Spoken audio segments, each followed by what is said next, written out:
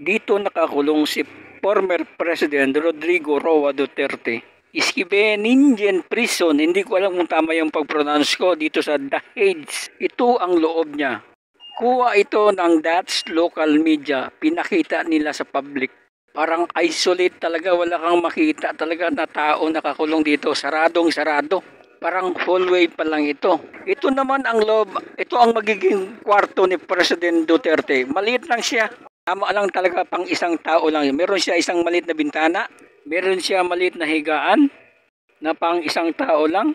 May mga bookshelf pero wala pang laman. So pwede siguro siya mag-request na magbasa ng mga libro. Ang hindi ko lang talaga matanggap kung bakit isinuko si President Duterte sa mga dayuhan ni Korte. At meron siyang maliit na TV. Hindi ko alam TV ba ito.